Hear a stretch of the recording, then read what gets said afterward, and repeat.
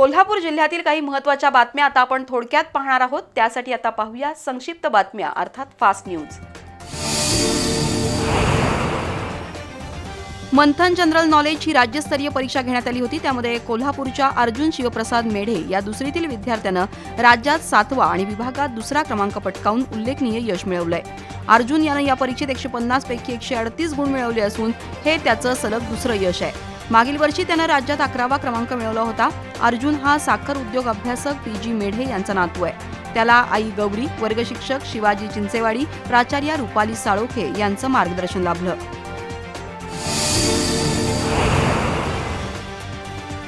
जिल्हाधिकारी कार्यालयात सोमवारी लोकशाही दिन संपन्न झाला। यात दाखल झालेले अर्ज 15 दिवसांच्या आत निकाली काढावेत अशा सूचना जिल्हाधिकारी अमोल येडगे यांनी संबंधित खाते प्रमुखांना दिल्या।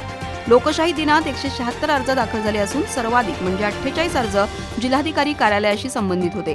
या पाठोपाठ जिल्हा परिषदेशी संबंधित 33, पोलीस विभागाशी संबंधित 25 आणि महापालिकेशी संबंधित 12 तक्रार अर्जांचा समावेश आहे। कोल्हापूर शहरात महिलांसाठी अगदी मोजकीच स्वच्छतागृह आहेत। त्यांची अवस्था अत्यंत बिकट आहे। सर्वच स्वच्छतागृहात प्रचंड दुर्गंधी असून मोडतोड देखील झाली आहे। शहरातील महिला स्वच्छतागृहांची 15 दिवसात दुरुस्ती करून नियमित स्वच्छता करावी, अन्यथा महिला काँग्रेसच्या वतीनं कोल्हापूर महापालिकेवर मोर्चा काढू असा इशारा निवेदनाद्वारे देण्यात आला। यावेळी संध्या घोटणे, वैशाली महाडिक, पूजा नाईक-नवरे, जया पवार, शुभांगी साखरे, सचिन चव्हाण, तौफिक मुल्लाणी उपस्थित होते। सकल हिंदू समाजाकडून मिरजकर तिकटी इथल्या अंधशाळेतील मुलांना दैनंदिन आवश्यक साहित्य देण्यात आलं।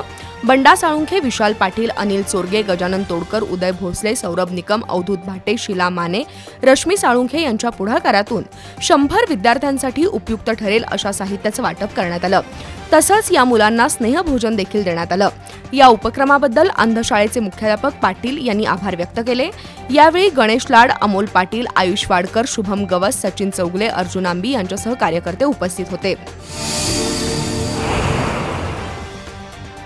हातकणंगले तालुक्यातील टिळवणी इथल्या सुनील भीमराव गायकवाड यांनी जिल्हा परिषदेसमोर उपोषण सुरू केलं। टिळवणीच्या सरपंचांनी सुनील गायकवाड यांच्या मालकीचा 750 स्क्वेअर फुटाचा भूखंड हडप करून घरगड्याच्या नावावर केल्याचा आरोप आहे। या प्रकरणी गायकवाड यांनी यापूर्वी सुद्धा उपोषण केलं होतं। त्यावेळी या प्रकरणाची चौकशी करून दोषींवर कारवाई करण्याचं आश्वासन दिलं होतं, पण जिल्हा परिषद प्रशासनाकडून न्याय मिळालेला नाही। त्याच्या निषेधार्थ गायकवाड यांनी पुन्हा अन्न पाणी त्याग आंदोलन सुरू केलंय।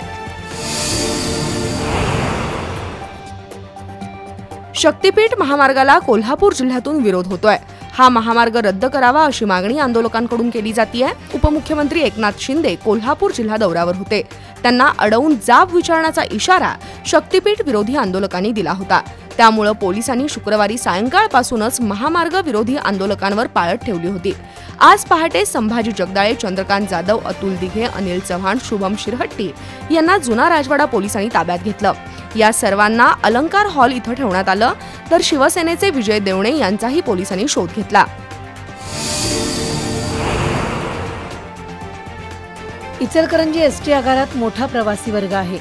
स्थानिक लोकप्रतिनिधींच्या पाठपुराव्यातून इचलकरंजीसाठी 5 नव्या स्मार्ट बसेस आलेल्या आहेत। पुणे सोलापूर मार्गावर प्रत्येकी 2 आणि अक्कलकोट मार्गावर 1 बस धावणार आहे। या नव्या बसेसमध्ये आरामदायी आसनं असून प्रवाशांच्या सुरक्षेची संपूर्ण काळजी घेण्यात आली आहे। आमदार राहुल आवाडे, माजी आमदार सुरेश हळवणकर यांच्या हस्ते या बसेसचं लोकार्पण करण्यात आलं। यावेळी विभाग नियंत्रक संतोष बोगरे, आगार व्यवस्थापक सागर पाटील उपस्थित होते।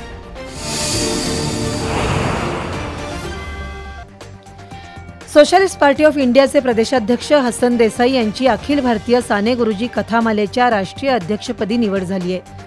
शिवाय त्यांना थोर समाजसेवक बाबा आमटे यांच्या नावाचा राष्ट्रीय सामाजिक कार्यकर्ता पुरस्कार प्राप्त झालाय।